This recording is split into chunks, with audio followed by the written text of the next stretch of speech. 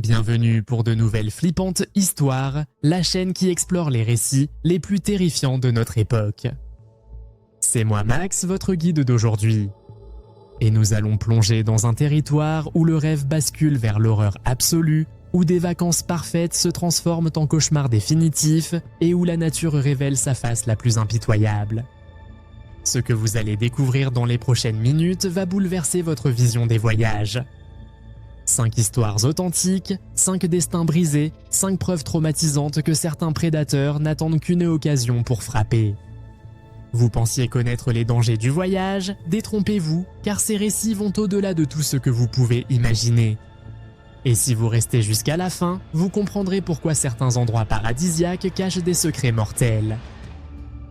Le 10 mars 2025, Stephen Payne, un néo-zélandais de 37 ans, profitait de sa 5e semaine de road trip en Australie avec sa compagne Catherine et leur chienne Poppy. Wharton Beach, ce spot de surf réputé situé à 93 km d'Espérance, semblait l'endroit parfait pour ce surfeur chevronné en rémission d'un cancer depuis 3 ans. Steven, directeur commercial passionné et pompier bénévole, était décrit par tous comme calme, fiable et bienveillant. Une semaine plus tôt, il avait vécu la meilleure vague de sa vie, escorté par un dauphin, un souvenir magique qui allait tragiquement contraster avec ce qui l'attendait.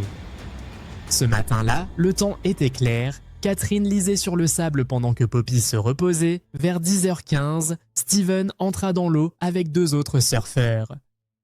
À 50 mètres du rivage, en eau peu profonde, tout semblait normal pendant 1h30. Si ces histoires vous fascinent autant qu'elles m'obsèdent, alors rejoignez notre communauté en vous abonnant et en activant la cloche de notification, car chaque semaine, nous explorons ensemble les mystères les plus traumatisants. Reprenons notre histoire. Catherine remarqua quelque chose d'anormal, le chapeau de soleil de Steven flottait à la surface, celui qu'il portait toujours pour surfer. C'est à ce moment qu'elle comprit que quelque chose n'allait pas, Steven était attaqué dans l'eau. Un touriste pilotant un drone au-dessus de la plage enregistra toute la scène, vidéo ensuite remise à la police.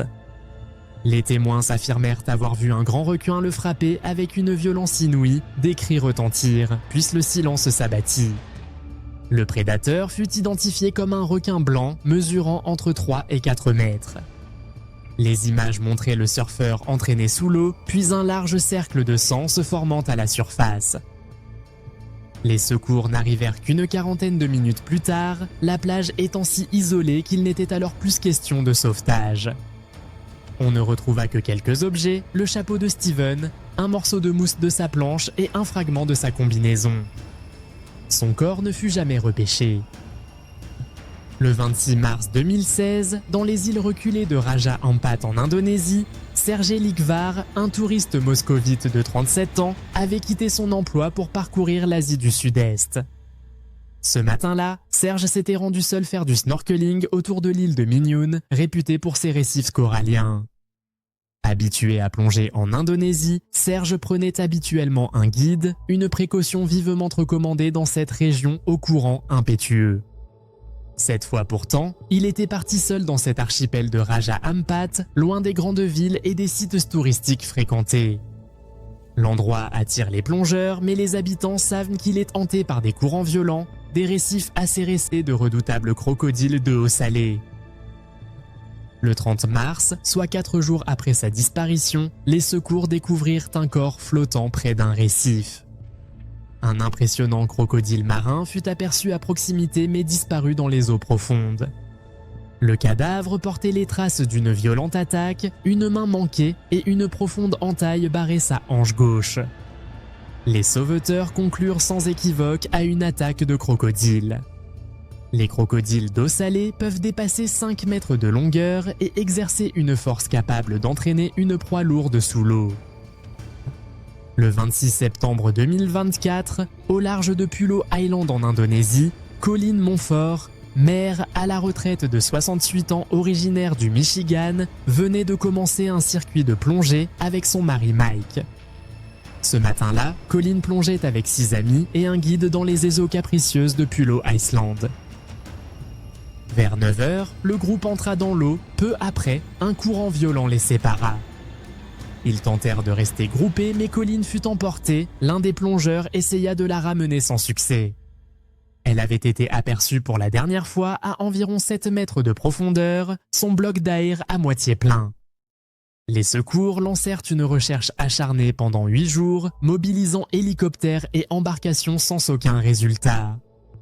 Le 6 octobre, un pêcheur captura un requin dont le comportement anormal lui fit croire qu'il avait avalé un déchet. À l'ouverture de l'animal, il découvrit des restes humains et un fragment de combinaison noire. Des analyses d'empreintes digitales confirmèrent que ces restes appartenaient à Colleen. Ses amis Rick et Kim, qui dirigeaient un centre de plongée depuis plus de 40 ans, émirent l'hypothèse d'un malaise médical sous l'eau. Le 24 août 2015, dans le parc national de Hwange au Zimbabwe, Quinn Wales, un guide safari de 40 ans, menait une promenade découverte matinale. Il travaillait pour Camp Wang, un lodge spécialisé dans les safaris à pied, offrant des rencontres rapprochées avec la faune africaine. Ce jour-là, il accompagnait un petit groupe de touristes suivant des empreintes fraîches de lions. Il guida les visiteurs vers une troupe composée de 2 lions mâles, 2 lionnes et 2 lionceaux. L'un des mâles, nommé Joshanya, portait un collier de suivi et était facilement identifiable. Tout semblait se dérouler normalement jusqu'à ce que Joshanya bondisse soudainement.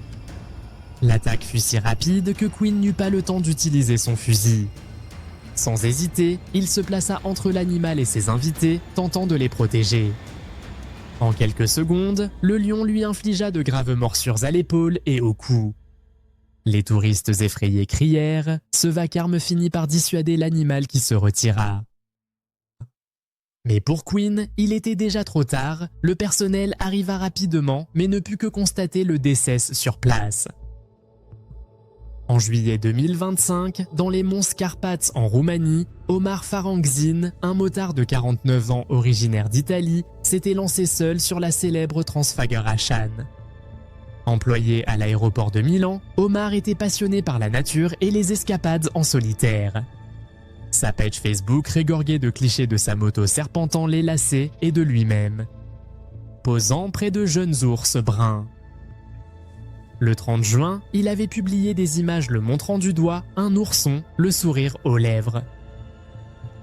Le lendemain matin, Omar revint près du lac Vidraru, au cœur d'une forêt dense. Il arrêta son engin pour immortaliser une femelle ours accompagnée de 3 oursons. Malgré les panneaux interdisant de s'approcher, il tenta apparemment de nourrir l'animal. Des photos retrouvées sur son téléphone montrent l'ours s'approchant de lui à quelques secondes de l'attaque. Selon des témoins, la femelle protégeant ses petits se précipita soudain sur lui. Elle le blessa grièvement au bord de la route, puis le traîna dans un ravin d'environ 80 mètres de profondeur. Malgré son casque et son équipement complet de motard, ses blessures étaient trop graves, il était déjà décédé. Ces 5 destins brisés nous rappellent une vérité implacable, la nature ne pardonne pas l'imprudence, et parfois, même la plus grande prudence ne suffit pas face à la fureur sauvage. Steven, Serge, Colleen, Quinn et Omar sont partis à la rencontre de la beauté du monde, ils ont trouvé sa face la plus impitoyable. Leurs histoires résonnent comme un avertissement éternel, derrière chaque paradis se cache parfois un prédateur. Laissez-nous dans vos commentaires vos histoires de tourisme les plus flippantes avec un animal sauvage. À très vite pour une nouvelle vidéo.